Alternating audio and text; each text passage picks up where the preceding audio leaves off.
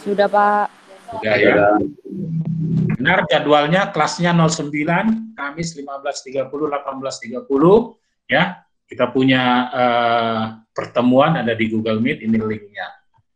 Nah, ya. Ruang lingkup mata kuliah ini ya memberikan pembekalan kepada mahasiswa tentang statistika, termasuk di dalamnya ilmu peluang, probabilitas. Ya. Materi pada mata kuliah ini mencakup dasar-dasar representasi sebaran data, peluang bersyarat dan teorema bias, teknik menghitung yang meliputi permutasi dan kombinasi, peubah acak kontinu dan peubah acak diskrit, beserta macam-macamnya, yaitu distribusi, probability, distribusi function yang berbentuk uniform, binomial, geometri, Poisson, Gaussian atau normal, chi-square, teorema nilai pusat, dan regresi linear.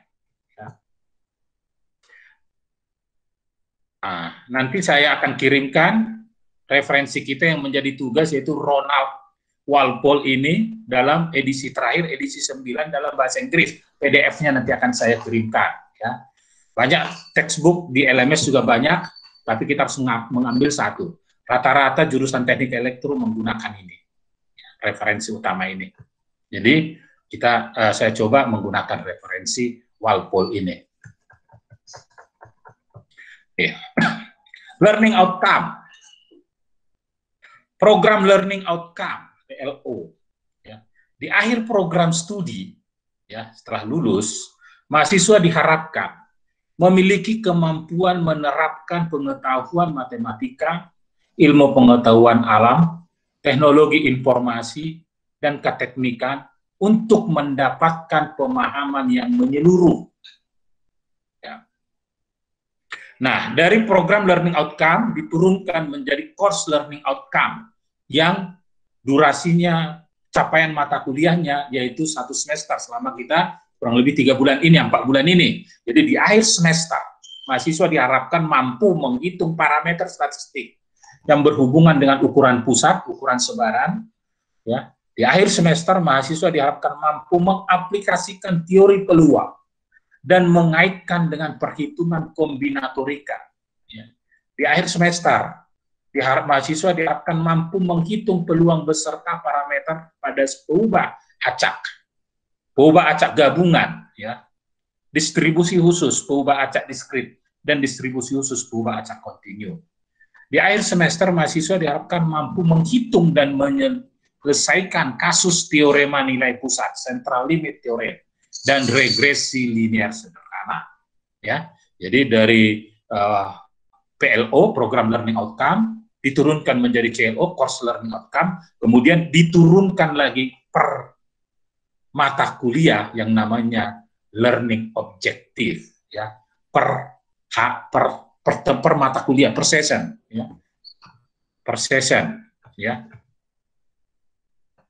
Nah, ruang lingkup probabilitas dan statistik mata kuliah kita ini 3 SKS di semester 4. Yang pertama, sub capaian mata kuliah pertama itu statistika dan statistik. Hari ini kita masuk yang merah ini, masuk topik ini, ya. Capaian mata kuliah yang kedua itu teori peluang, sub capaiannya teori peluang, probability. Yang ketiga, peluang bersyarat. Yang keempat, kombinatorika sederhana. Yang kelima, peubah acak. Nah, 5 subcapaian mata kuliah ini adalah materi ujian tengah semester. Materi ujian tengah semester ditambah bivariat, capaian ke-6, ya. Subcapaian ke-7, distribusi khusus peubah acak diskrit. Subcapaian mata kuliah 8, distribusi khusus peubah acak kontinu. 9, central limit theorem. 10, regresi linear. Nah, inilah semua materi yang akan diuji pada ujian akhir semester. Ya, bobot penilaian kita UTS 35%, UAS 35%, bentuk soalnya pilihan ganda, ya. Plus essay, ada 2 pola, ya. Kemudian others yang terdiri dari kuis dan tugas itu 30%. Nah, tugas tadi sudah kita bahas, ada tugas yang sering tugas bersama-sama, ya. satu kelas itu bisa nanti ya dikirim di LMS. Ada tugas individu yang nanti satu soal satu orang berdasarkan referensi, ya, yang berbeda dikumpulkan di ketua kelas dalam format PPT. Jadi nanti dikumpulkan, kalau ada 45 berarti ada 45 soal. Secara tidak langsung keroyokan, ya, memperkaya. Nah, makanya ini sekarang bagaimana kita memperkaya tapi tidak memberatkan, ya. Karena cuma satu soal, satu orang. Ya, dia bisa bertanya tapi memperkaya. Tapi jangan memberatkan. Jangan juga terlalu ringan. Kemudian ada kuis melalui kuisis. Di setiap akhir kuliah yang bertujuan pertama dia mereview, ya, itu alat reviewnya, ya, karena nanti di berita acaranya selalu ada pertanyaan metode review, maka review yang saya gunakan adalah mereview melalui kuisis, ya. Hari ini kita ya kuisisnya 25 soal, mereview. Yang kedua, ya, dia juga berfungsi sebagai daftar hadir, ya. Boleh saja tidak masuk di GMAT-nya, tetapi kuisisnya harus masuk, ya, terhadir, ya, dia menjadi daftar hadir yang nanti akan saya gunakan juga sebagai penilaian, ya. Ada 3 faktor kegunaan dari kuisis ini, ya, mereview, kemudian daftar hadir dan penilaian, ya. Makanya saya yakin kalau misalnya nanti, ya, kalau semester lalu kuisisnya apa namanya, slide-nya nanti videonya di-upload, kemudian dilihat di situ ada kuis-kuis pilihan ganda, ya mungkin akan dibikin dalam PPT, screenshot secara tidak langsung akan masuk ke channel saya. Wah, ini ada kamu, ada paket. Ya. Oke, nah tadi sudah program learning outcome, ya, kemudian itu satu program studi, di akhir program studi, kemudian ada course learning outcome di akhir semester. Nah, setiap pertemuan kita punya tujuan yang disebut dengan learning objective. Ya, pertemuan pertama kita bicara statistika dan statistik data, ya, lebih cenderung, ya, judulnya statistik data. Nah, di akhir kuliah hari ini, mahasiswa diharapkan mampu memahami konsep statistik terkait dengan populasi, apa itu sampel, apa itu data, bagaimana klasifikasi data, bagaimana sifat-sifat data, ya. Menghitung parameter-parameter dasar statistik, ya. Mengidentifikasi dan mengklasifikasikan data, bagaimana menjelaskan perbedaan antara sifat-sifat data numerik, bagaimana membuat whisker plot, Stemlip diagram, dan mengenali ada tidaknya pencilan atau outlier dari suatu data. Nah, ini learning objective, PLO, CLO, LO, learning objective. Nah, untuk mendukung ini saya sudah lihat, ya, course gratis dari statistik in 8 hours, ya. Jadi bisa dilihat di link ini atau diklik nanti di YouTube. Nah, untuk belajar penggunaannya ke basic data science, ya, silakan, ya, gunakan TV layar besar, ya. Sekarang makanya saya katakan tadi banyak sekali kekayaan ilmu pengetahuan ketika kita mau mendalami lebih dalam lagi. Persoalannya adalah adakah kemauan kita untuk sampai ke sana yang mau kita capai. Nah, kita yang menentukan, ya, era sekarang mahasiswa yang menentukan apa yang mau dicapai. Mau kemana ini, ya. Makanya saran saya untuk memahami statistik ini, coba Anda masuk ke course yang 8 jam ini. Topik bahasan kita hari ini, ya, definisi tadi terkait dengan definisi statistika, statistik, populasi, sensus, ya, sampel, deskriptif, inferensi, ya, data klasifikasi, pengukurannya, sifat-sifat data numerik, dan yang terakhir bagaimana kita mendisplay suatu data. Ya, sebelum-sebelumnya mulai dari dulu-dulu kita mengenal display dengan menggunakan histogram. Ya, ternyata ada juga yang kita perkenalkan di sini, ya, di stem and lead plot, ya, box and whisper plot di LMS itu di pertemuan kedua. Jadi pertemuan pertama, pertemuan kedua ini di LMS, ya kita rangkum sekarang. Jadi ada di pertemuan hari ini.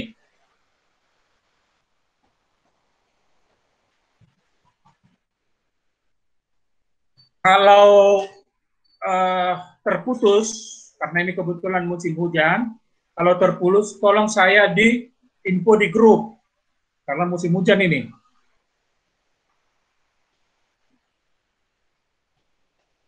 Jadi saya akan monitor di grup.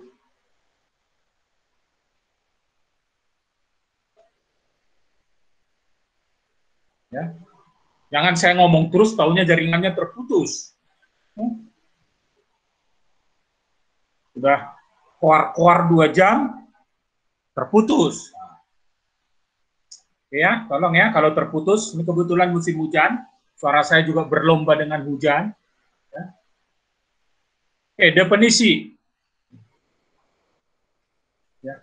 Gambar di sebelah kanan ini ada atas populasi sampel, ya, sebelah kiri, sebelah kanan ada populasi jadi sampel. Di atas itu ada probability, di bawah statistikal, ya, statistikal inferensi. Nah, jadi probability statistik, saya coba gambar, ya, untuk membedakan. Minimal kita harus memahami keempat kata kunci ini: populasi, sampel, probability, statistikal inferensi, ya. Karena arah panah ini menentukan, ya. Contoh arah panah statistikal inferensi. Statistikal arah inferensi, inputnya ada di sampel. Sampel ini yang kita punya diolah, ya, untuk menaksir, mengestimasi, menginferensi dari karakteristik parameter yang ada di populasi. Nah, itu disebut dengan statistikal inferensi. Dia induktif sifatnya, ya, mengambil kesimpulan, menguji hipotesa. Itulah ruang lingkup statistikal inferensi. Makanya yang diolah sampel, ya, yang diolah sampel untuk mengestimasi, menaksir, ya, mengambil kesimpulan dari karakteristik populasi ini. Jadi ada arti panah itu. Nah, akan berbeda dengan statistical deskriptif. Dia cenderung yang di atas. Dari populasi kita deskripsikan, kita nyatakan, ya, karakter populasinya itu kita gambarkan, kita displaykan. Ya. Di sana ilmu probabilitas, ya, arahnya dari populasi ke sampel, berarti diambil beberapa sampel dari populasi, berarti ada peluang di sana. Yang mana yang menjadi sampel? Oke, jadi arah panah itu menentukan. Nah, yang di atas itu cenderung ke deduktif, deskriptif, ya, yang di bawah induktif, inference. Nah, probabilitas statistik, ya, erat hubungannya dengan pemahaman kita harus jelas dengan populasi dan sampel. Ya, apa itu probabilitas? Probabilitas adalah peluang suatu kejadian. Ada suatu kejadian yang kita lakukan eksperimen terhadap populasi, ada peluangnya, probability of event, peluang dari suatu kejadian, ya, untuk mendapatkan sampel itu. Nah, kita butuh apa yang disebut dengan populasi. Populasi ini adalah sekumpulan data yang mempunyai karakteristik yang sama, yang menjadi objek inferensi, ya, objek inferensi. Nah, sementara sampel itu sebagian dari populasi, diambil dari populasi yang digunakan melakukan inferensi, ya. Inferensi itu tadi melakukan pendekatan, penggambaran, ya, terhadap karakteristik populasi tempatnya berasal, ya, tempatnya berasal. Nah, statistik, ya, bukan statistika, ya, statistik adalah besaran dari statistika yang mencirikan keadaan cuplikan sampel. Maka sering kita kaitkan supaya nggak bingung statistik sampel, ya, statistik sampel, parameter populasi. Nah, jadi harus dibedakan sekarang statistik sampel. Nah, karakteristik dari parameter di populasi itu adalah parameter. Karakteristik sampel ini, ya, statistik sampel ini digunakan untuk menaksir, menggambarkan tadi, menginferensi dari parameter yang ada di populasi. Nah, statistik menyatakan kumpulan data, ya, sanalah terjadi pengumpulan data, ya, kumpulan data. Sedangkan statistika adalah suatu pengetahuan berhubungan dengan cara-cara mengumpulkan data, ya. Bedanya di sana statistik tadi adalah besaran, nah statistika adalah cara bagaimana kita mengumpulkan data, bagaimana kita mendisplaykan data itu, bagaimana kita mempresentasikan data itu, bagaimana data itu kita analisis, bagaimana data itu kita gunakan untuk mengambil suatu keputusan. Jadi statistika adalah suatu pengetahuan. Statistik adalah kumpulan data. Nah, sampai saat ini, ya sampai titik ini, kita harus mampu memahami perbedaan antara populasi dan sampel, probabilitas dan statistika inferensi. Arapana memberikan suatu makna. Kalau ada pertanyaan, ya, silakan langsung disela, ya. Kalau enggak, ya kita lanjut. Nanti bisa juga pertanyaan bisa dalam forum diskusi, ya, forum diskusi. Slide berikutnya kita bicara EDA, Exploratory Data Analysis, dan CDA, Confirmatory Data Analysis. Ya, dua kelompok besar tadi yang arah atas yang kita sebut deskriptif, ya, deskriptif statistik, ya, yang bicara tentang EDA, ya, bagaimana bicara tentang statistika, bagaimana data collecting, displaying, terus knowing the characteristic of data, ya. Kemudian arah balik ini yang kita sebut dengan statistical inferensi, confirmatory data analysis, ya. Bagaimana kita mengestimasi parameter yang ada di populasi. Maka estimatornya ada di angka-angka data-data yang ada di sampel, ya kan? Harus ada estimatornya. Nah, estimatornya ada di sampel, yang mau diestimasi adalah populasi. Ya. Bagaimana mengestimasi, itulah ruang lingkup dari yang disebut dengan statistical inferensi. Bagaimana kita melakukan uji hipotesa, ya, uji hipotesa. Bagaimana kita mengambil suatu kesimpulan dari eksperimen yang dilakukan. Ya. Dua istilah EDA dan CDA terkait dengan 4 kata yang penting tadi, populasi, sample probability, dan statistical inferensi. Ya. Slide berikutnya kita membahas per definisi statistika deskriptif. Ya. Dua kelompok besar tadi, statistical deskriptif dan statistical inferensi. Statistical deskriptif adalah bidang statistika yang merangkum dan menyajikan data dalam ukuran numerik atau format tabulasi dan grafis yang mendeskripsikan, sehingga memudahkan untuk menginterpretasikan dan menganalisa data tersebut. Statistika deskriptif menunjukkan fitur dasar data ilmiah, data science, ya, dalam format yang teratur dan ringkasan yang lebih sederhana. Ya, bagaimana kita mendeskripsikan suatu data, ya, arah dari populasi ke arah sampel, ya, arah yang di atas sana. Maka di sana ada ilmu peluang. Nah, statistika inferensi yaitu statistika, bidang statistika yang mengevaluasi dan menarik kesimpulan dengan variasi keacakan dalam analisa dan sintesa. Di sana kita bagaimana kita melakukan uji hipotesa, ya, bagaimana mengambil kesimpulan, bagaimana kita mengestimasi parameter yang ada di populasi. Statistika inferensi memberikan banyak alat bantu analitis yang dapat dipergunakan untuk memahami lebih baik dari populasi atau sistem yang menjadi sumber asal data, ya. Sampel sumbernya dari populasi. Bagaimana mengestimasi populasi itu? Nah, inilah statistika inferensi.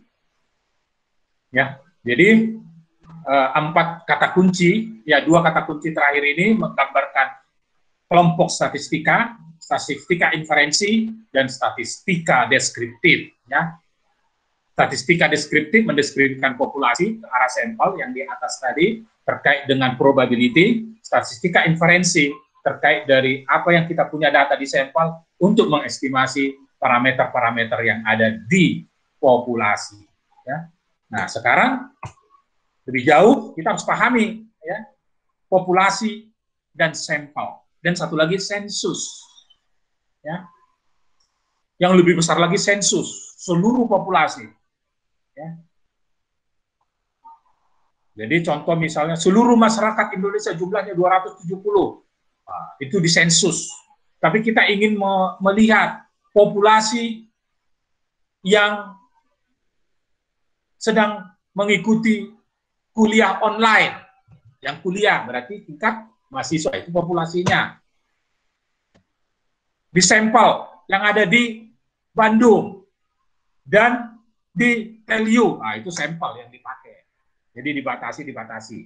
Dalam studi statistik, mulailah dengan istilah statistik populasi. Ya.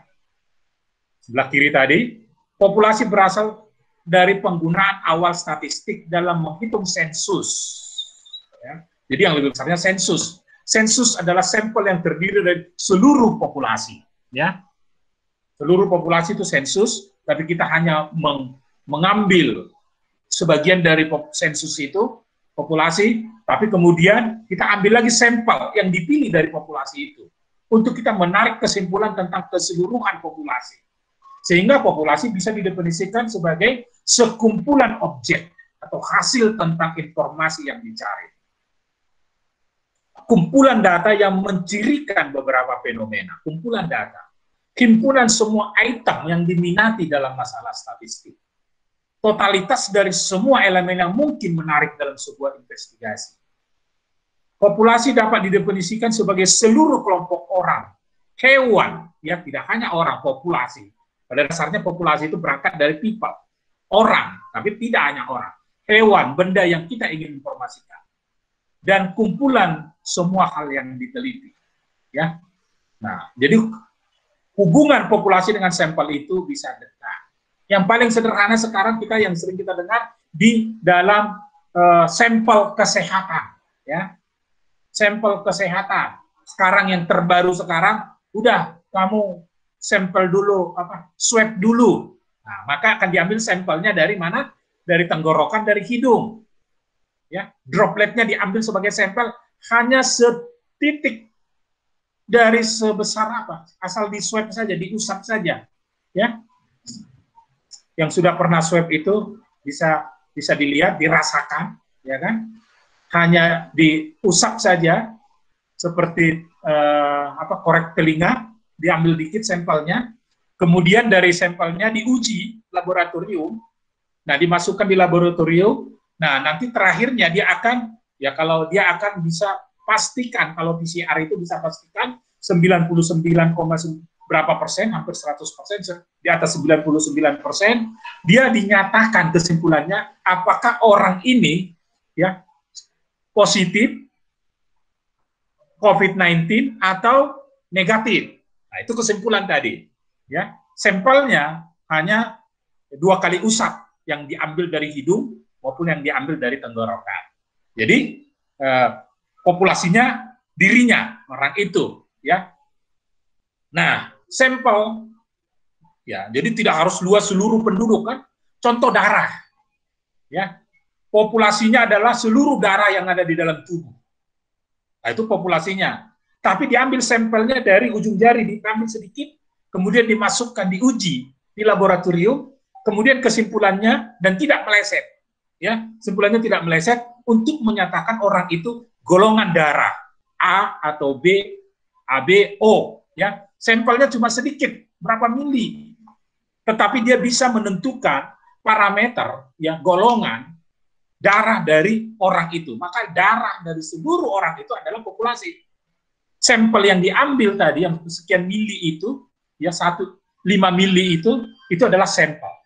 Nah, sampel yang sama, dengan alat uji yang sama, jadi tidak bolak-balik ngambil sampelnya, sekali ambil tetesnya, bisa juga menguji gula darah. Ya. berapa indikator gula darahnya. Nah, parameter gula darah tadi yaitu kesimpulan. Nah, ini artinya dalam satu orang aja tubuh dengan sampel yang sama sekali ngambil, tapi alat ujinya berbeda, zat kimianya berbeda, bisa mengambil suatu kesimpulan. Ya, untuk menggambarkan populasi tidak hanya bicara sekelompok orang, tapi juga sekumpulan data yang mencirikan beberapa fenomena, ya, yang mencirikan beberapa fenomena. Nah, sampai saat ini kita harus paham betul apa itu populasi, apa itu sampel, apa itu sensus, apa itu probabilitas, apa itu statistik inference, ya, kita sudah harus bisa membedakan itu. Nah, berkembanglah aplikasi itu menjadi statistik for data science. Ya, jadi statistik ini rumpun utamanya bukan matematika, sains. Ya, sains dia masuk kategori sains. Karena bicaranya nanti adalah data, bagaimana mengumpulkan data, bagaimana mengolah data, bagaimana data sebagai sampel ini menggambarkan populasi. Nah, maka sangat berkembang ilmu tentang data. Data itu art and science, ya. Maka kita perlu belajar data, ya. Banyak media sosial gratis, ya. Tapi akhirnya yang dijual adalah data. Yang dijual data, ya kita gunakan, dia kasih ruang, ya. Ngajar gratis, saya menyimpan di Google Drive, saya nggak bayar. Nanti saya olah, saya simpan di YouTube, hasil videonya saya nggak bayar. Tetapi saya akan data saya diambil sama dia, dan itu bisa dimonetizing oleh dia. Sehingga perlombaan dari era sekarang, ya, bisnis sekarang adalah bisnis data. Data adalah sejenis pertambangan, makanya ada istilahnya data mining. Salah satu bagaimana kita data mining, menambang data ini untuk mengumpulkan data ini, ya. Ya, dikumpulkan berdasarkan tadi observasi, ya, terkait atau satu atau beberapa variabel. Ya, dia bisa menggambarkan karakteristik, bisa menggambarkan angka dalam konteks. Istilah data mengacu pada pengukuran atau observasi aktual yang dihasilkan dari investigasi atau survei. Ya.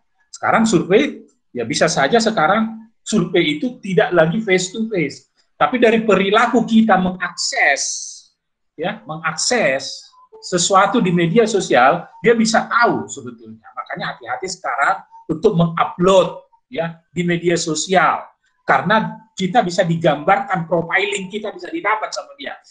Bahkan karakteristik kita sebagai sampelnya dia, data dia bisa dibaca. Oh, orang ini ekstrovert, orang ini introvert, orang ini adalah ya teliti, orang ini adalah ya karakteristik orang itu bisa digambarkan tanpa harus diwawancara, tanpa harus diobservasi, tanpa harus diinvestigasi. Tapi siapa yang melakukan? Mesin yang melakukan. Ya, oh, ini orangnya sukanya adalah warna hijau, sampai ke sana.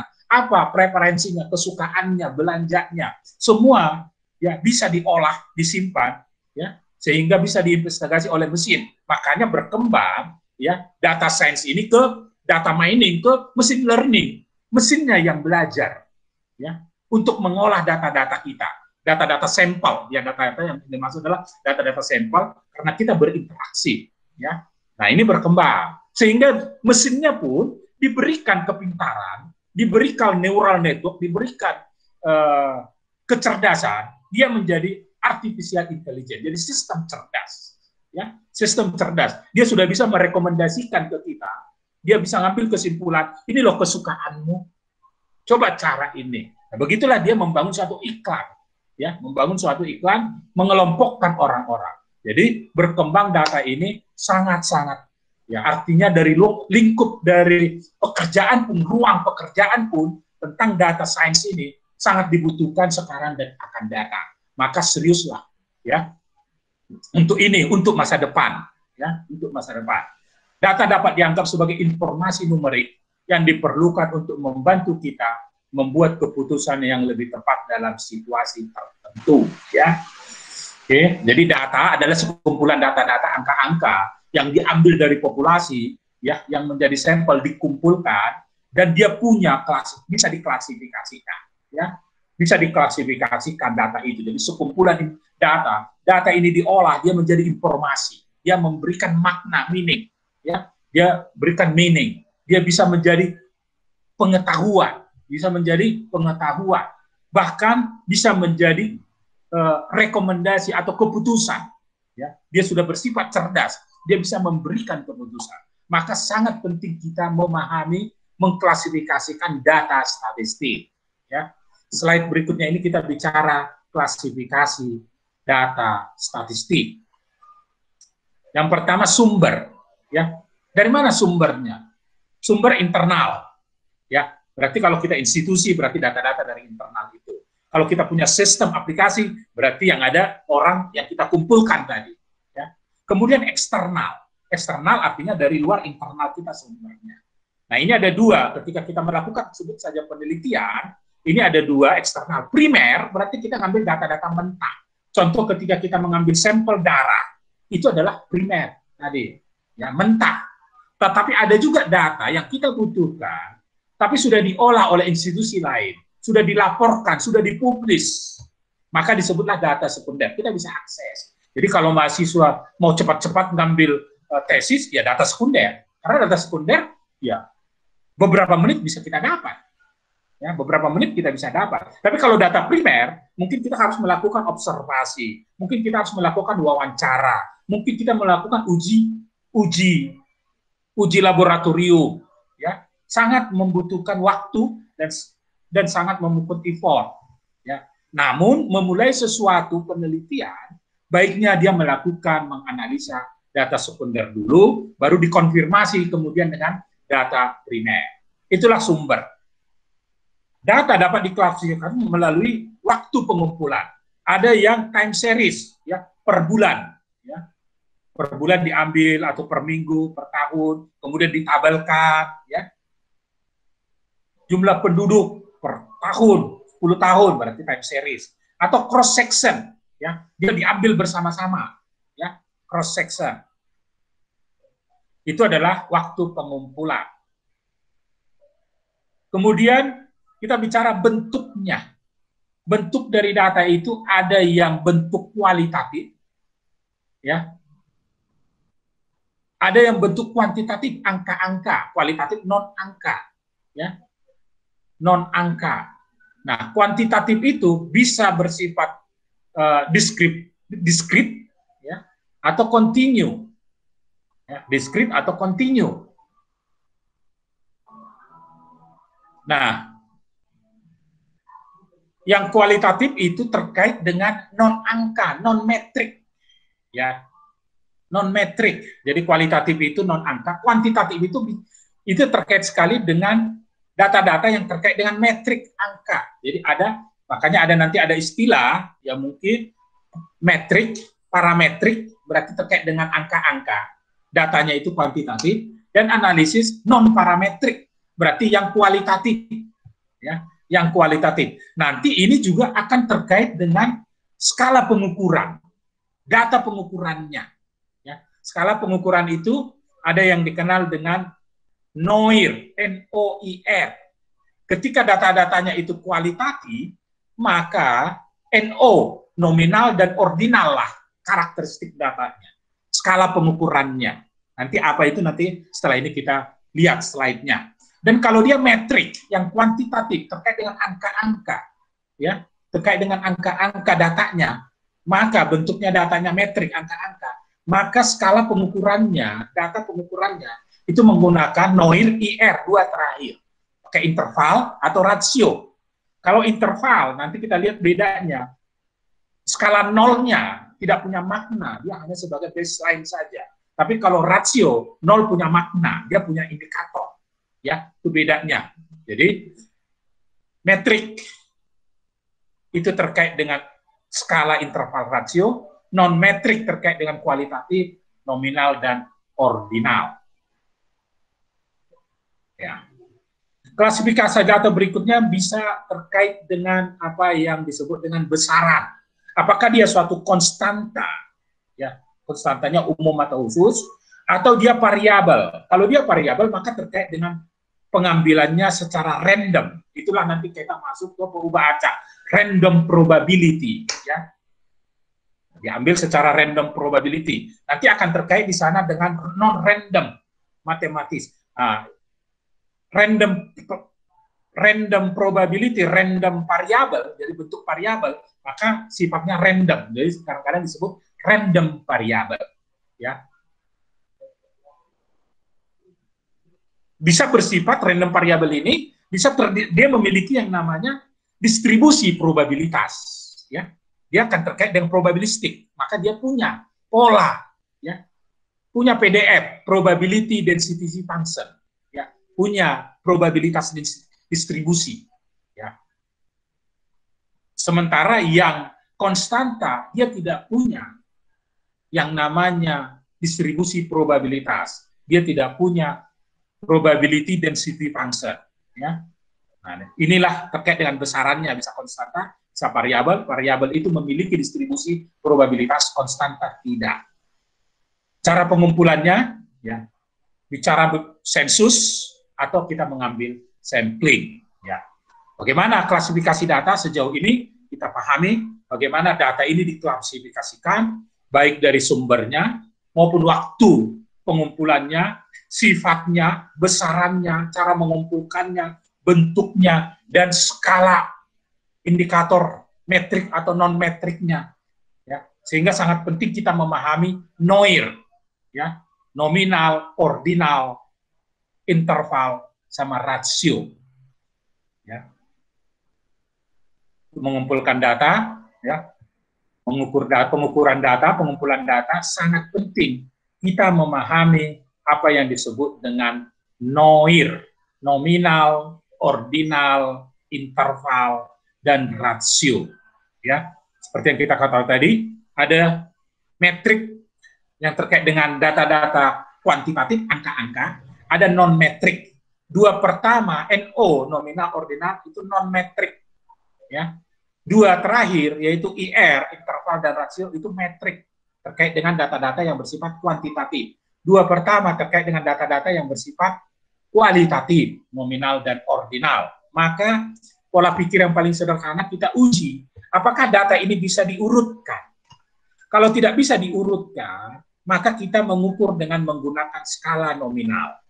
Ya, apa itu datanya? Ya, artinya pengumpulan datanya bersifat data nominal, yaitu data yang hanya berupa simbol, meski berupa angka, untuk membedakan nilainya tanpa menunjukkan tingkatan.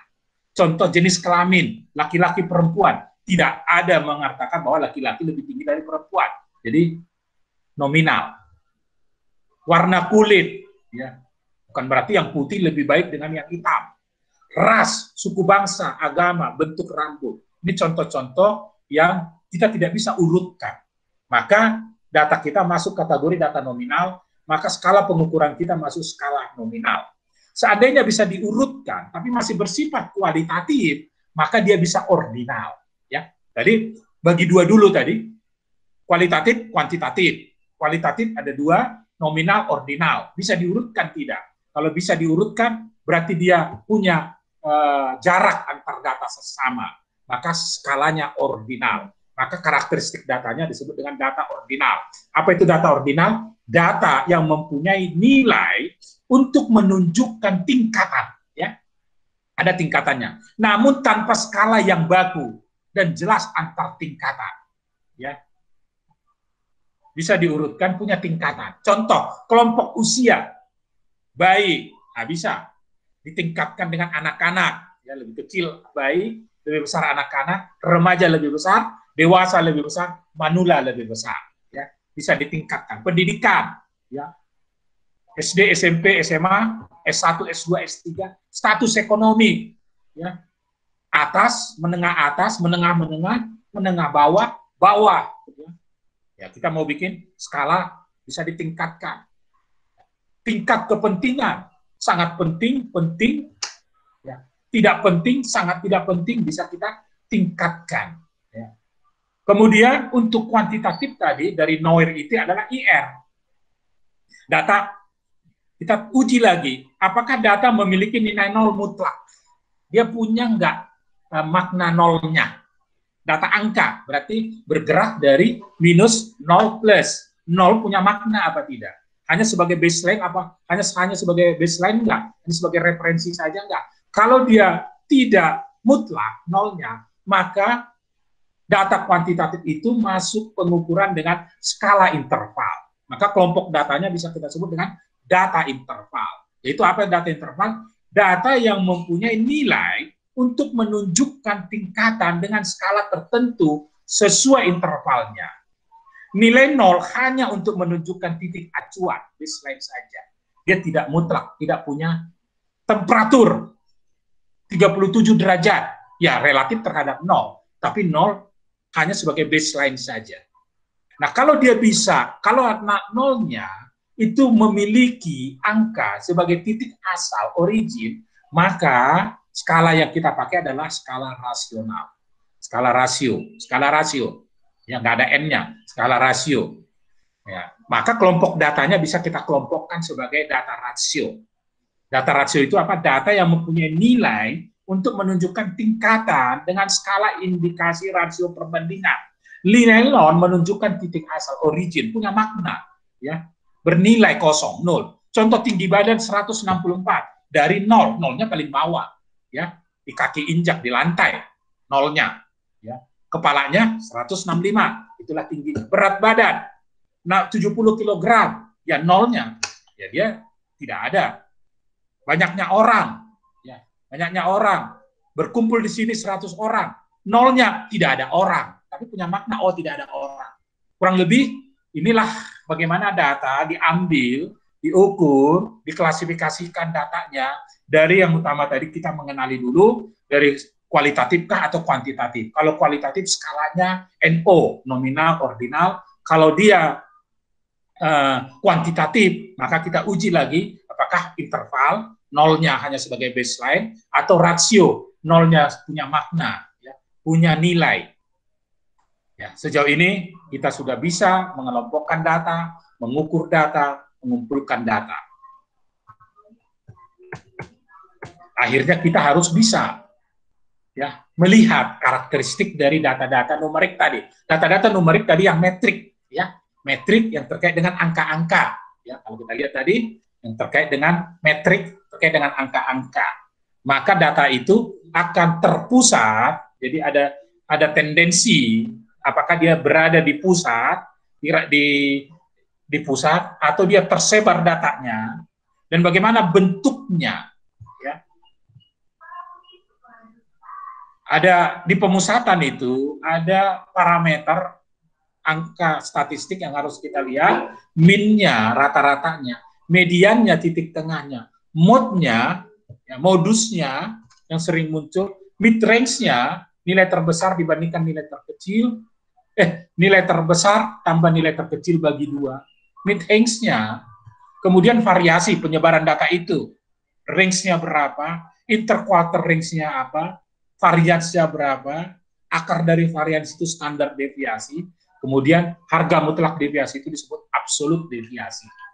Bentuknya ada condong kiri, condong kanan, squiness-nya, kurtosisnya, interquartile range-nya, range berada di kuartal ketiga, di kuartal ke-1, variansnya, ya, sama koefisien varians. Maka pengukuran dari sifat-sifat itu, ya, kita mulai dari sentral tendensi, pemusatan bicara min, ya. Jadi data dikumpulkan, bagaimana cara mengumpulkan data, ya. Kemudian data dipahami sifat-sifatnya, terutama data-data yang metrik, yang angka-angka, yang numerik. Min, rata-rata adalah ukuran numerik yang menunjukkan average dari sejumlah data. Berdasarkan teorema limit central limit theorem, sebagai parameter dari distribusi normal populasi dinotasikan dengan mu. Sedangkan sebagai statistik sampel dinotasikan sebagai X. X, nanti ada garis di atas X-nya, X kecil. Ada garis di atas X kecil yang menyatakan min. Sehingga kalau dia X, ada garis kecil, berarti kita membahas data-data di statistik sampel, di sebelah kanan. Nah, kalau kita bicara mu, berarti kita bicara dari populasi, ya. angka-angka yang ada di populasi, parameter yang ada di populasi, yaitu mu. Nah, itu kita harus bisa bedakan, jangan ketukar sama-sama mean, tapi domain kita sudah harus bisa membedakan sekarang, apakah ini domain populasi, apakah ini domain statistik sampel. Ya, notasi ini akan membedakan. Ini adalah suatu notasi internasional yang memang harus dipahami. Oh, kita bicara sekarang populasi. Ya, maka parameter mean-nya adalah mu.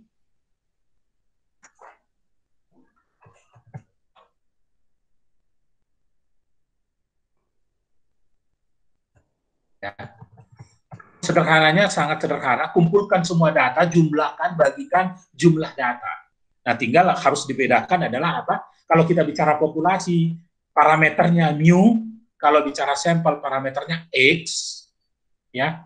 Di atas x kecil ada suatu garis yang menggambarkan rata-rata untuk membedakan data yang ke x, ya. Jumlahkan, bagikan dengan berapa yang jumlahnya. Nah, yang poinnya adalah ketika kita bicara sebelah kiri populasi, maka notasinya mu, bicara mean, dan kalau kita bicara yang sebelah kanan, statistik sampel, notasinya X kecil, coret di atas X kecilnya. Ya, ini sudah mulai dari SD dipelajari. Ya, kita tepat saja. Nah, terkadang kita data itu ada bobotnya. Ya, dalam suatu penelitian dia punya bobot. Ada 5 parameter variabel X, tapi setiap itu memiliki kontribusi bobot, maka disebutlah weight arithmetic mean. Jadi setiap nilai dikalikan berapa bobotnya, dijumlahkan, dibagikan bobot. Ya. Ada juga istilah nanti root mean square, ya root mean square, akar. Jadi datanya dikuadratkan, tapi dijumlahkan, dibagi berapa sampel, kemudian diakarkan, dirutkan. Ya.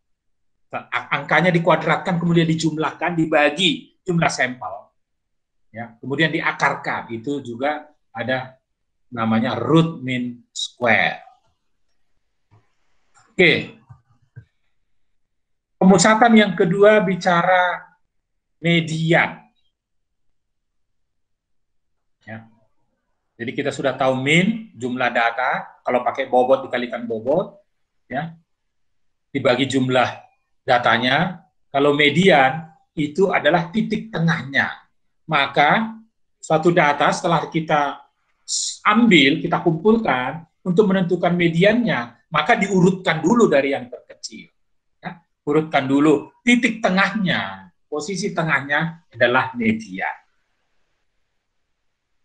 Modus, median, ya, median bisa kita lihat apakah jumlah datanya ganjil apa genap. Kalau dia ganjil, maka dia berada di posisi, ya, dia berada di posisi dari n plus 1 bagi 2. Ya, n plus 1 bagi 2.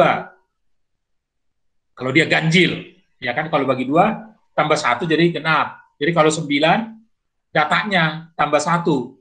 10 bagi 2, berarti ada di posisi 5. Ya, posisinya di yang kelima, di data yang kelima, dan berapa nilainya setelah diurutkan.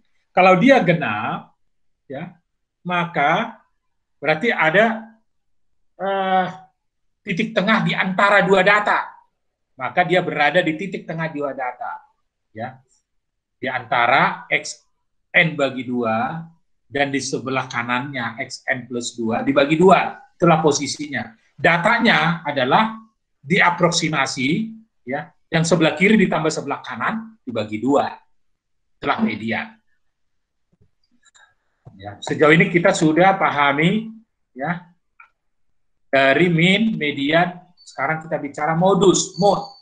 Ya, modus itu frekuensi, ukuran numerik menunjukkan data yang sering muncul, mempunyai frekuensi paling banyak. Ya.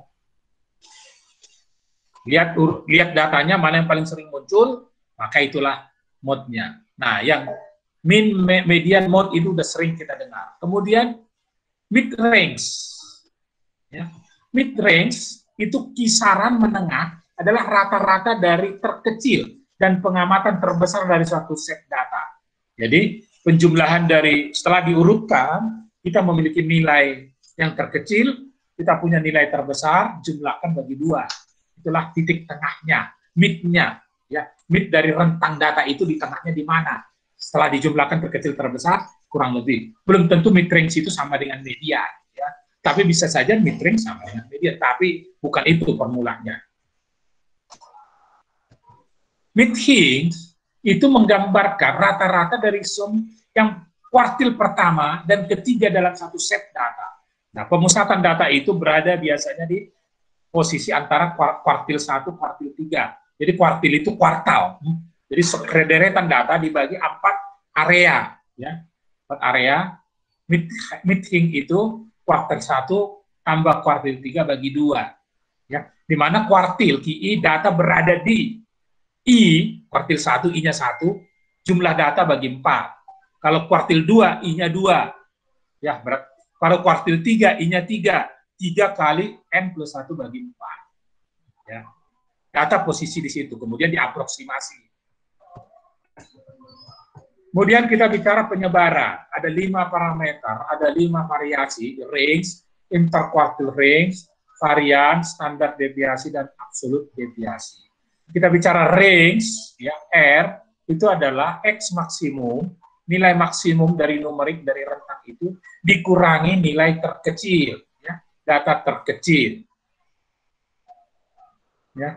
Maka datanya kita urutkan dulu, kemudian kita lihat mana data terbesar, paling kanan, mana data terkecil, kurangkan, nah itulah range-nya, itulah penyebarannya terkait dengan range. Kemudian ada interquartile range, IQR, ya. Ukuran numerik yang menunjukkan rentang sebaran data antara kuartil 1 hingga kuartil 3. Jadi, data dibagi 4 kelompok, 4 kuartil, ada Q1, Q3, Q3 dikurangi Q1 adalah IQR, interquartile range. Nah, ada yang semi, jadi bagi 2 dari IQR-nya namanya SIQR, semi, antar kuartil, ya. Adalah setengah dari rentang antar kuartil.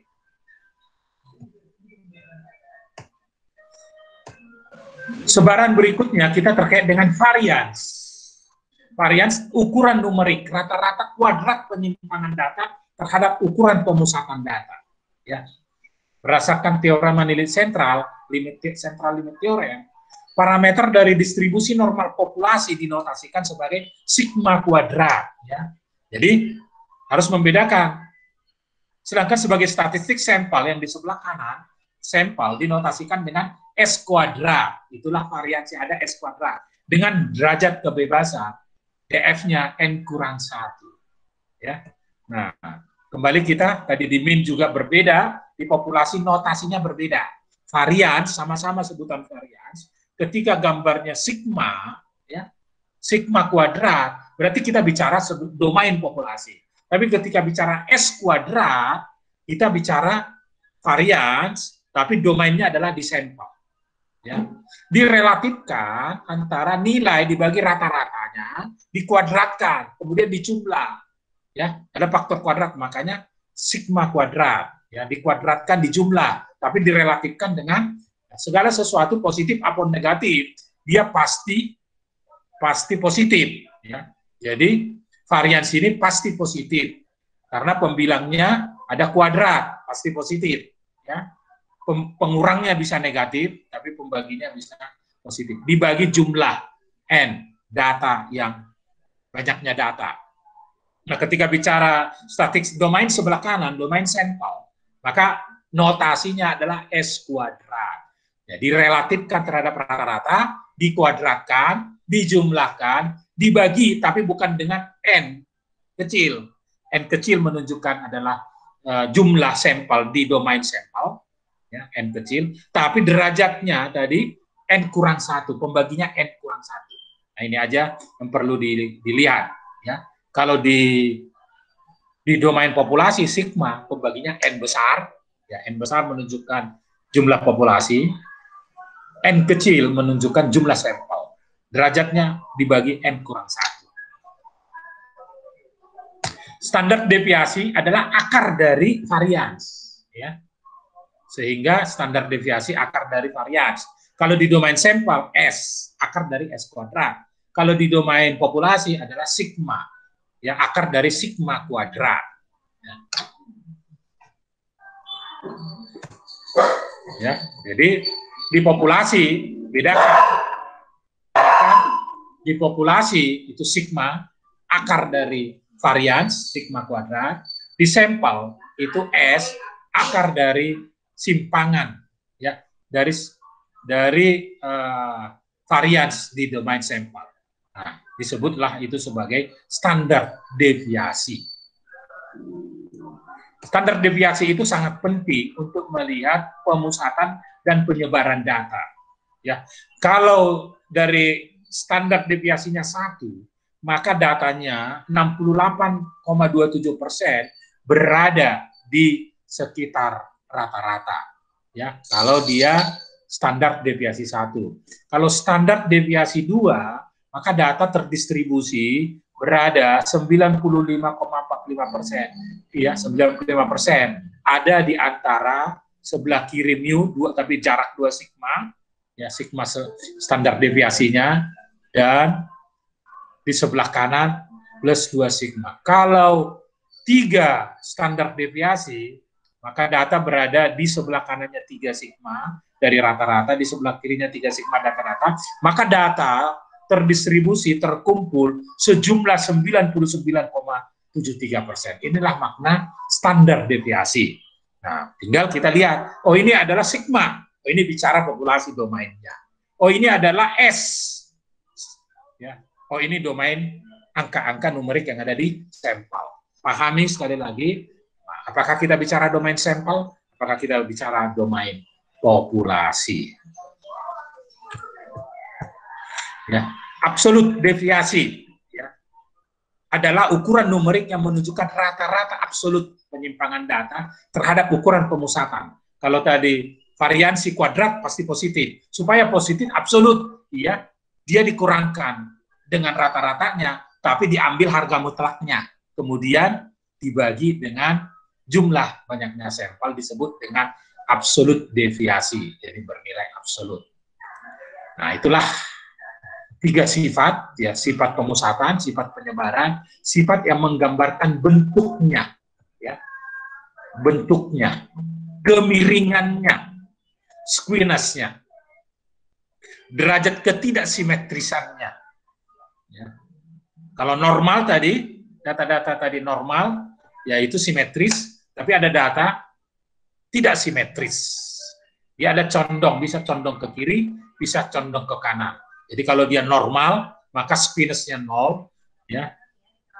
Kalau dia squiness-nya ke kiri, maka squiness-nya negatif, maka disebut ya condongnya ke arah kanan. Terbalik ini, condongnya ke arah kanan, maka squiness-nya negatif. Kalau squiness-nya positif, maka ya squiness-nya positif, nilai squiness-nya lebih besar dari 0. Nilai squiness itu ditentukan oleh apa? Nilai rata-rata terhadap modusnya dibagi S, standar deviasi. Ya. Kemudian nilainya dibandingkan apakah sama dengan 0, berarti simetrik. Kalau dia tidak sama dengan 0, berarti asimetrik. Kalau dia lebih kecil 0, berarti adalah squiness negatif. Kalau dia lebih besar 0, squiness-nya positif. Ya. Condong kanan. Kurtosis itu menunjukkan keruncingannya. Ya. Keruncingan. Derajat kecuraman relatif terhadap distribusi normal. Jadi kalau dia normal, kurtosisnya 0,263. Kalau dia lebih kecil, dia akan landai. Kalau dia lebih besar, dia akan runcing. Ya, normalnya 0,263. Kalau dia 0,263, berarti terdistribusi normal.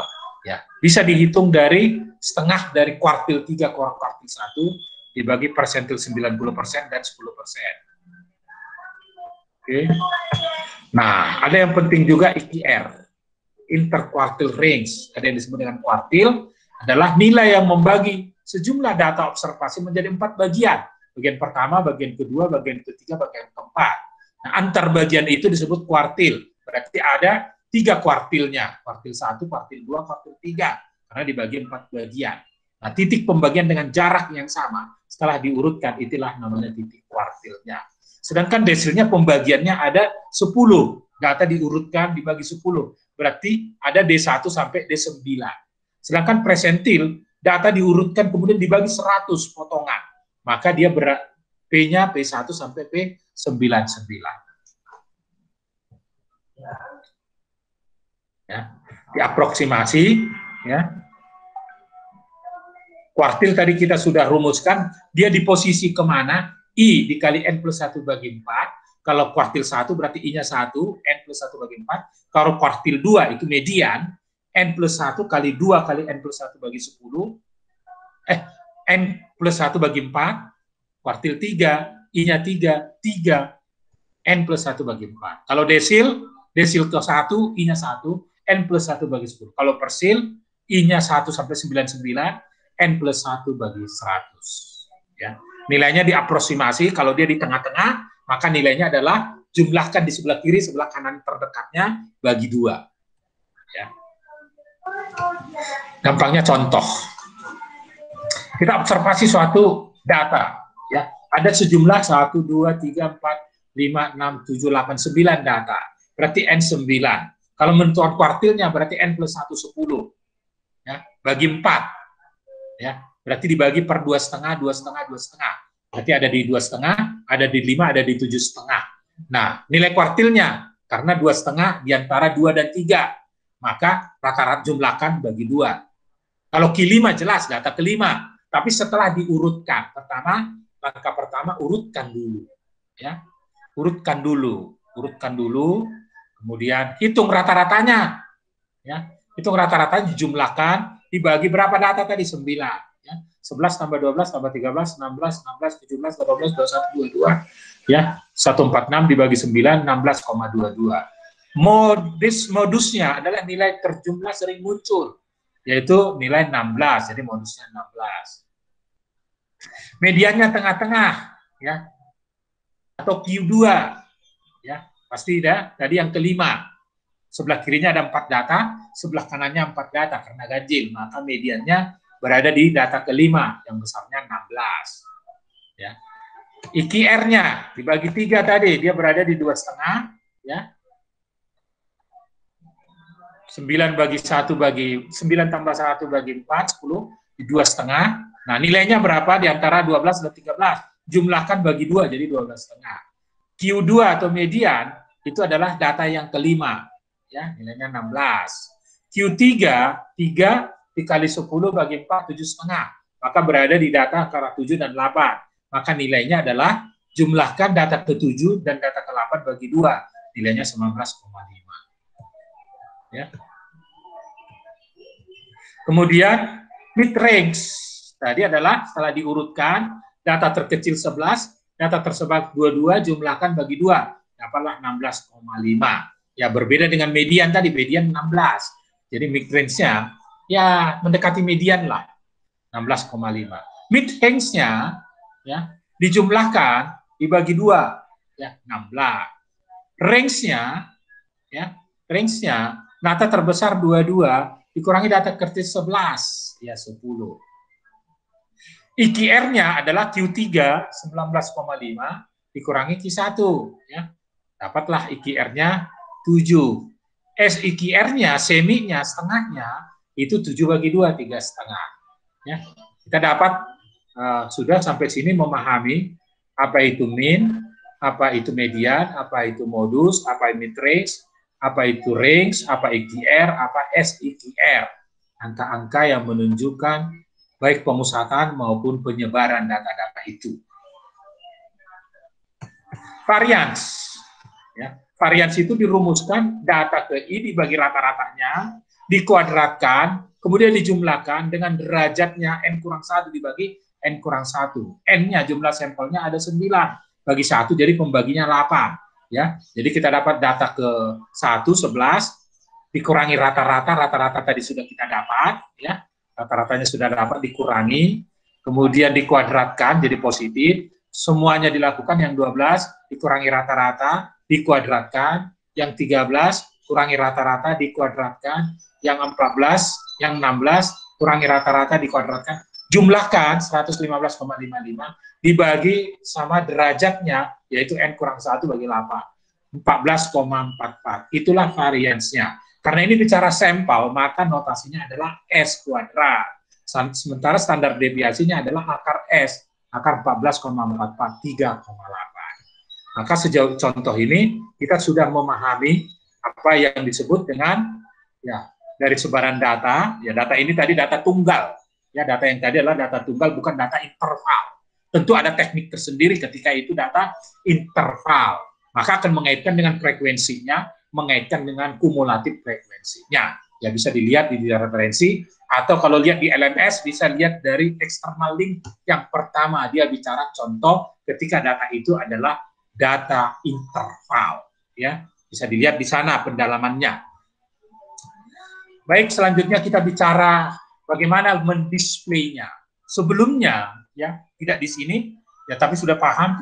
Ya, sebelumnya kita mendisplay suatu data, itu histogram yang populer.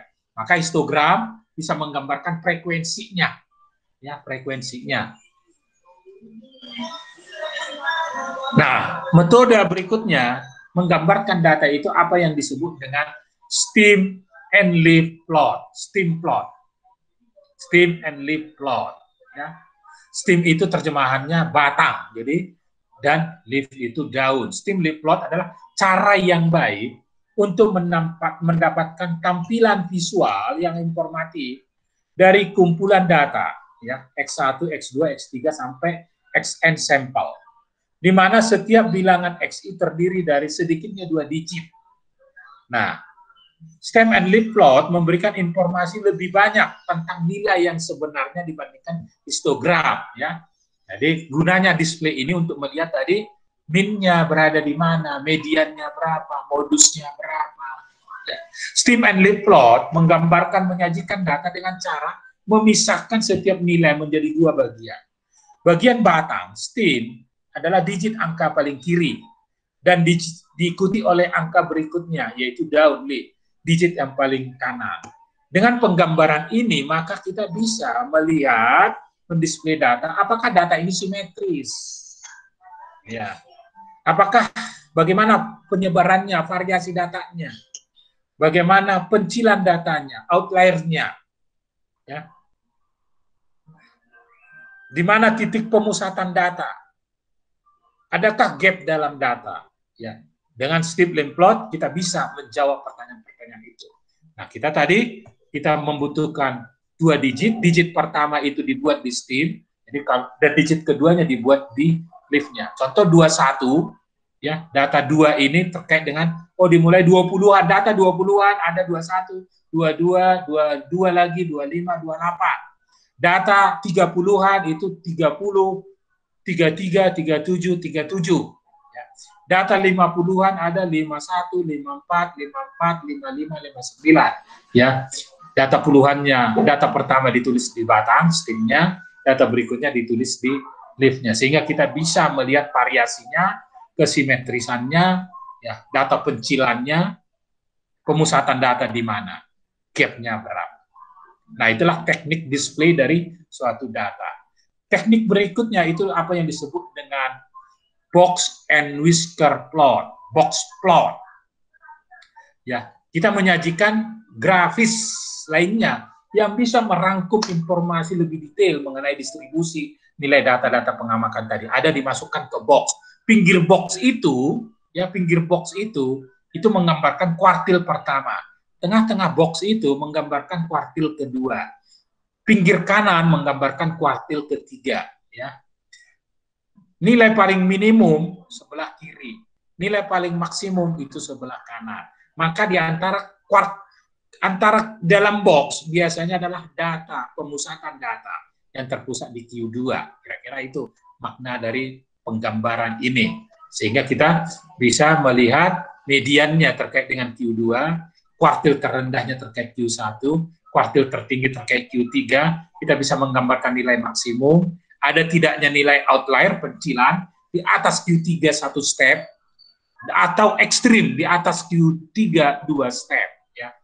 Ekstrim. Atau di sebelah kirinya dari Q1 1 step, ya, itu adalah pencilan atau outlier, atau 2 step dari kuartil ke-1, ya, itu adalah ekstrim datanya. Data-data yang ekstrim ini, bahkan yang outlier ini, Untuk itu yang membuat data analisa kita bias. Maka sering dalam analisa data yang bias ini, yang outlier ini dikeluarkan dari sampel.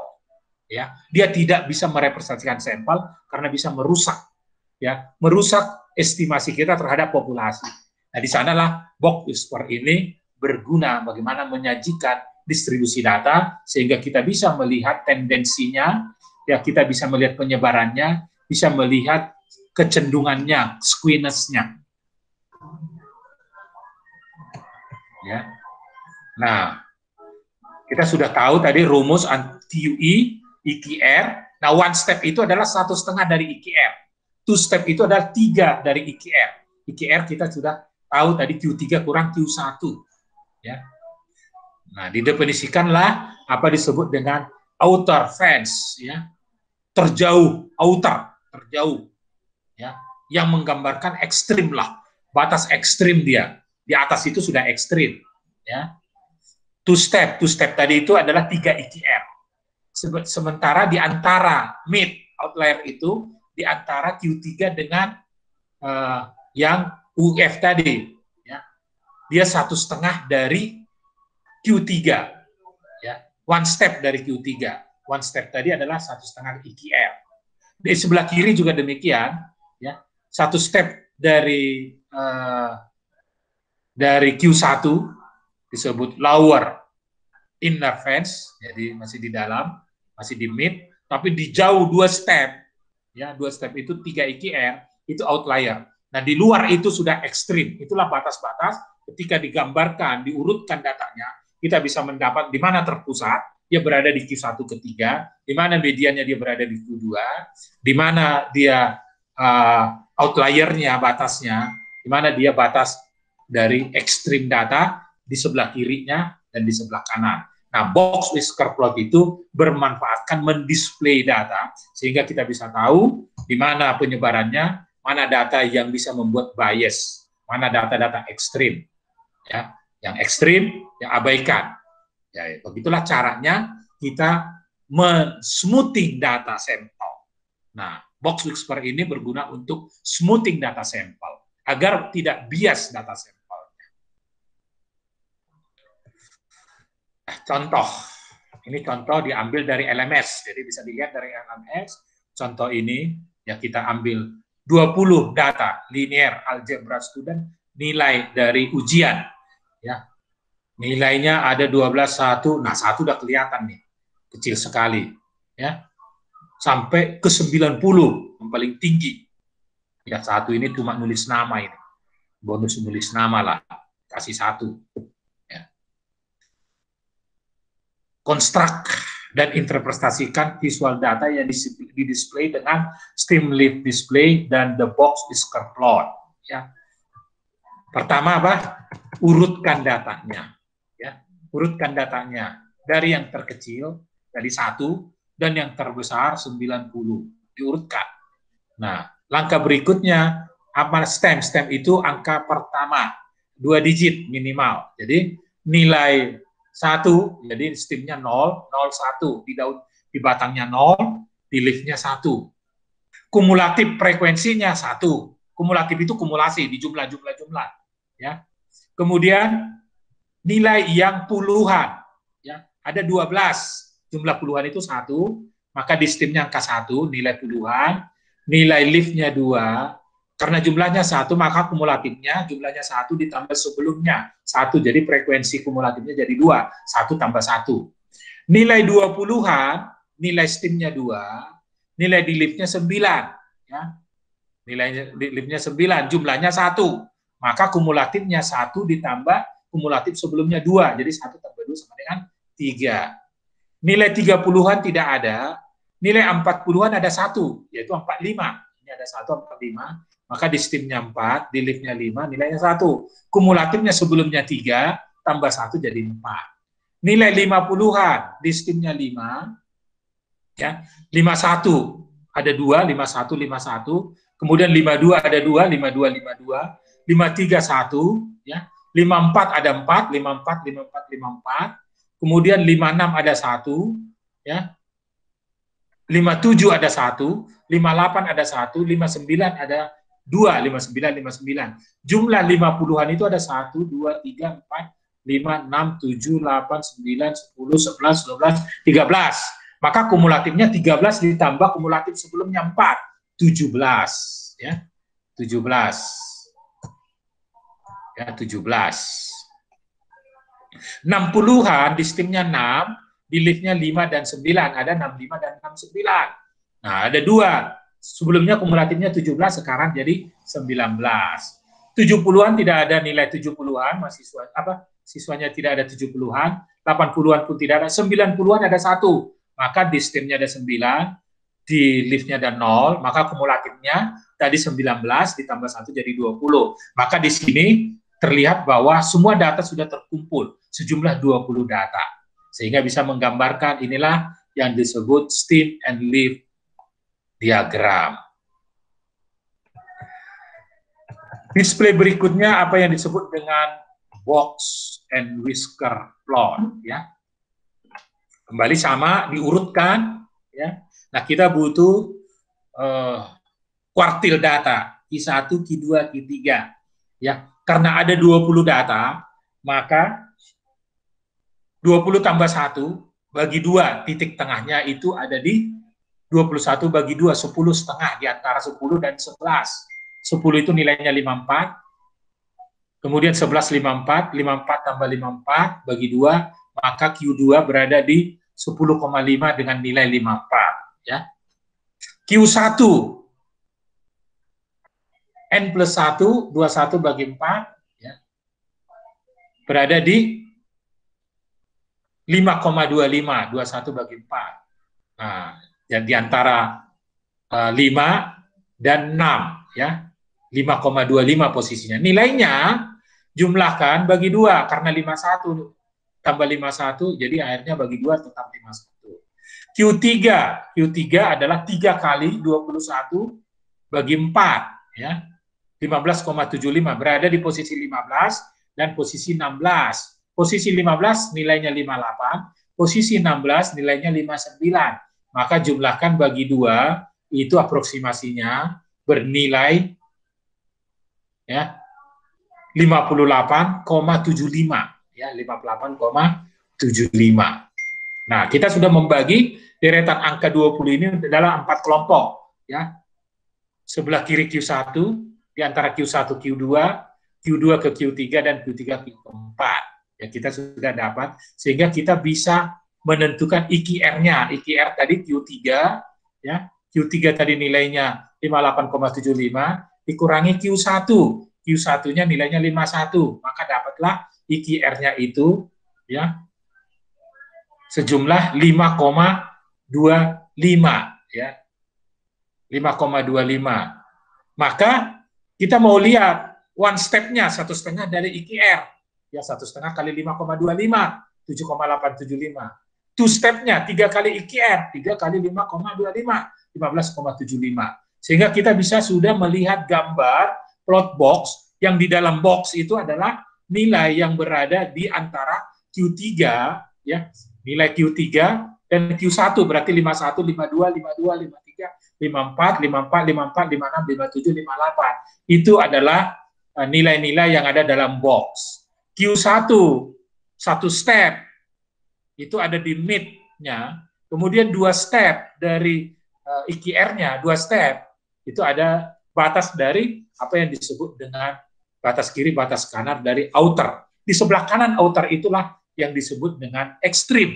Ya, di antara UIF dan UF itu adalah outlier, yang terpencil. Nah, kira-kira, ya, 1 step, 2 step. Oke. Nah, dari data, ya, ini kebetulan ada yang dari saya coba hitung-hitung, saya koreksi dari LMS-nya, LOF-nya 35,25, LEF-nya bisa dilihat hitung-hitungannya. Kemudian kesimpulannya, mid outlier adalah 45 dan 69. Ya, 45 dan 69. Ya, urutan data keempat dan 19. Ekstrimnya itu 1, 12, 29 dan 90, ya. Nilai ekstrimnya di atas dari nilai UOF-nya. Di atas 74 hanya ada satu nilai 90. Di sebelah kiri dari 35,25 ada 3 nilai, 1, 12, dan 29. Inilah yang paling ekstrim nilainya. Maka dalam analisis berikutnya, nilai ekstrim ini akan cenderung menciptakan bias dari suatu analisa. Nah, biasanya itu adalah diabaikan. Ya, kalau memang perlu diabaikan. Nah, tergantung kebutuhannya. Kalau diabaikan yang 90, ya maksudnya ya janganlah, nilainya udah, kalau ini nilai yang nggak bisa diabaikan. Tapi bisa kita melihat pola distribusi orang tersebut. Oke, ini akhir dari slide kita. Ya, akhir dari slide-nya. Kemudian kita akan masuk ya ke quizzes. Ya, quizzes. Tapi quizzes kita bocorkan dulu karena quizzes tadi berfungsi untuk mereview absen sama menilai, ya. Kita bocorkan dulu. Kita scan dulu. Ada 25 soal, nanti kita quizzes. Kita bocorkan dulu, jalan kita mereview, ya. Tadi kita sudah memperkenalkan namanya EDA dan CDA. EDA itu terkait dengan deskriptif, ya. Yang termasuk parameter EDA itu adalah data collecting dan data presenting. Yang terkait dengan CDA itu adalah hipotesis dan withdrawal of conclusion, pengambilan kesimpulan. CDA itu terkait dengan statistika inferensi, ya, sampel mengestimasi populasi, deskriptif itu populasi, ya, mengambil sampel. Kemudian yang penting data science, ya, klasifikasi data tadi kita ulang, tapi kita coba buat di dalam suatu pertanyaan quiz. Untuk mengetahui tingkat penghasilan masyarakat suatu kabupaten, masyarakat dikelompokkan menjadi 5 kelompok. Petani, pedagang, pegawai negeri, pengusaha, dan buruh. Masing-masing kelompok diambil 10 orang untuk diwawancara. Cara tersebut disebut penelitian secara sampling, diambil 10 orang, ya, dari kelompok itu. Nah, itu adalah sampling. Informasi mengenai jumlah penduduk sangat diperlukan sebagai dasar untuk pembuatan perencanaan, baik oleh pemerintah maupun swasta. Akan tetapi Indonesia tidak setiap tahun melaksanakan sensus penduduk, sebab penduduk Indonesia banyak, ya, butuh tenaga pencacah yang banyak, membutuhkan biaya dan waktu yang besar. Nah, semua ini alasan mengapa sekali 10 tahun kita melakukan sensus penduduk. Jawabannya semua benar. Biro Pusat Statistik mengadakan bermacam-macam penelitian seperti tercantum di bawah ini.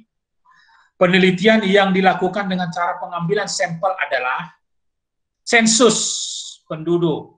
Bukan. Sensus, ada kata sensus itu bukan penelitian. Ya, sensus pertanian, sensus industri. Tapi perhitungan produk domestik bruto itu adalah salah satu pengambilan sampel, ya. Dan semua disensus untuk berapa PDB-mu, ya. Tapi melakukan sampel. Pada umumnya peneliti mengadakan penelitian dengan cara mengambil sampel dengan alasan, ya, populasinya terlalu banyak, penelitian bersifat merusak, ya, populasinya homogen. Semua jawaban di atas benar, ya. Mengapa kita perlu mengambil sampel? Sebelum mengadakan pemilihan umum, biasanya pemerintah mengadakan penelitian yang cakupannya nasional, yaitu apa? Sensus penduduk. Ya. Seorang pengusaha ingin mengetahui kemampuan membeli yang dimiliki oleh konsumennya dengan melihat perkembangan pendapatan per kapita masyarakat. Untuk keperluan tersebut, ia melihat laporan yang dibuat oleh pemerintah daerah setempat, kabupaten dalam angka.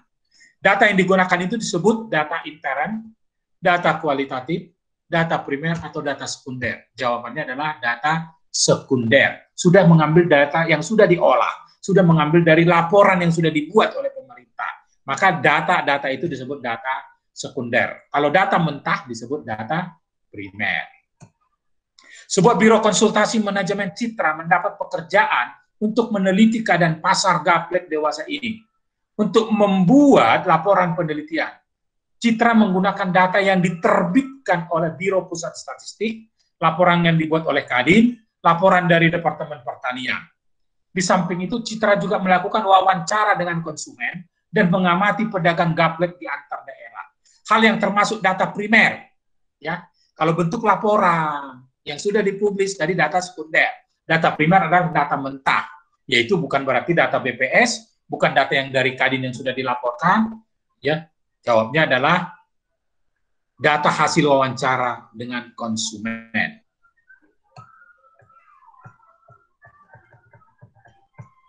Berikut ini adalah beberapa macam data. Manakah termasuk data diskrit di antara data yang ada di bawah ini? Berat badan, itu bisa 70, sekian. Jumlah anak, ya tidak mungkin koma. Ya 10 anak, 15 anak, maka jawabannya adalah B. Suhu udara, bisa 37, sekian ya, derajat Celcius, bisa. Jumlah anggaran, bukan. Suatu perusahaan kadang-kadang perlu mengadakan penelitian terhadap keadaan perusahaan. Data yang diperoleh tersebut data intern. Beberapa data berikut ini termasuk data intern, kecuali berarti yang sekunder. Berarti motivasi kerja, kita perlu observasi, perlu wawancara, data intern. Pengadaan bahan baku, kita perlu lihat belanjanya, data intern. Keuntungan perusahaan, perlu lihat penjualan, penerimaan, harga pasar, ya, mengambil dari harga pasar, mengambil survei pasar, ya, data yang mengambil dari ekstern, tidak harus dari dalam. Seorang mahasiswa yang sedang mengadakan penelitian untuk keperluan skripsi yang dibuatnya, kalau ingin cepat selesai, maka dia sebaiknya mengadakan sensus. Ya, lama, mahal, besar datanya. Menggunakan data sekunder, ya, inilah jawabannya. Menggunakan data hasil penelitian sendiri, tentu ini akan lama, karena dia melakukan eksperimen. Mintanya cepat. Mengambil data dari skripsi mahasiswa, cepat memang, tapi masuk kasus plagiat. Klasifikasi berdasarkan atribut, yaitu klasifikasi berdasarkan sifat-sifat atau ciri-ciri tertentu dari data. Biasanya diterapkan pada data kualitatif. Ya. Kalau kuantitatif punya ciri-ciri parameter angka-angka. Yang bukan termasuk data kontinu, ya, jumlah penduduk, ya, karena dia diskrit. Data hasil penelitian yang belum disusun disebut data mentah, ya, belum disusun, mentah. Seorang peneliti yang menggunakan data sekunder tidak perlu menyusun data menjadi bentuk tabel, karena data sekunder ya sudah biasanya sudah dibuat dalam bentuk tabel, ya sudah diolah sama orang lain. Nah, kita masuk ke sifat-sifat dari data metrik, data angka-angka numerik. Median, ya, ada suatu data yang terdistribusi tunggal, bukan interval, bukan selang, yaitu 65, 70, 90, 40, 35, 45, 70, 80, 50. Jika diurutkan, ini sudah diurutkan, dari terkecil 35 sampai terbesar 90, maka posisi nilai median dari data yang diurutkan ada di posisi keberapa, nilainya berapa, ya, titik tengah, N-nya berapa, 9, tambah 1, 10, bagi 2, 5, berarti yang kelima setelah diurut, 1, 2, 3, 4, 5, nilainya 6, 5. Ya. Ada berikutnya posisi nilai median. Ada suatu data jumlahnya sekarang, kalau tadi ganjil sekarang 10, ya. Terdistribusi dari 35 sampai 90, ini ada 10. Maka mediannya berapa? 10 tambah 1. 11 bagi 2. Ya. Berada di 5,5. Berarti di antara 5 dan 6. 1, 2, 3, 4, 5 setelah diurut. Dia berada di 50 dan 65. Ya, posisinya 5,5. Nilainya berapa? Aproksimasi jumlahkan bagi 2. 50 tambah 65 bagi 2, yaitu 57,5. Modus yang sering muncul dari data, ada 10 penghuni kos berumur masing-masing 21 sampai 21, 23, 25, 30, 25, 38, 25, 24, 45, 40. Yang sering muncul adalah angka 25, yaitu ada 3 kali. Maka itulah modusnya, mode-nya. Kuartil data, ya. Ada suatu data yang jumlahnya 1, 2, 3, 4, 5, 6, 7, 8, 9. 9 tambah 1, 10. Bagi kali I ke I. Ya, karena diminta Q1 berarti 10 kali 1, 10. Bagi 4, berarti berada di 2,5. Berarti berada di 2,5, di antara 2 dan 3. Berapa nilainya? Aproksimasi. Nilai sebelah kiri dari 2,5, 70. Sebelah kanannya 90. Bagi 2 sama dengan diurutkan, urutkan dulu 35 sampai 90, nilai kedua 40, nilai ketiga 45 dibagi 2, jadi 42,5. Diurutkan dulu, jangan lupa urutkannya. Kemudian Q2 median, ya. Tadi 9 datanya bagi 2 jadi 10, bagi 2 5, data kelima setelah diurutkan. 35, 40, 45, 50, 65, data kelima. Jadi Q2-nya 65. Ya. Q3 ya 7,5 di antara 70 80, jumlahkan bagi 2. Ya. Ada data tunggal individu ya, dari suatu observasi, hitung rata-ratanya 1, 3, 4, 4, 5, 5, 5, 7, 7, 9, jumlahkan semuanya, ada 10 data, bagikan ya, nilainya 5, jadi rata-ratanya 5. Kemudian berapa nilai modusnya? Ya, mana yang sering muncul? Yang sering muncul adalah angka 5 3 kali. Ya, setelah diurutkan, maka frekuensinya 3. Ini gambar histogramnya, frekuensinya 3. Ini menunjukkan modusnya 5. Yang terakhir mediannya, ya titik tengahnya ada di antara 5 dan 6, 5,5. Tapi nilainya adalah 5 tambah 5 bagi 2 adalah 5. Oke, demikian pertemuan kita hari ini. Kita masuk ke season terakhir, yaitu kuisis.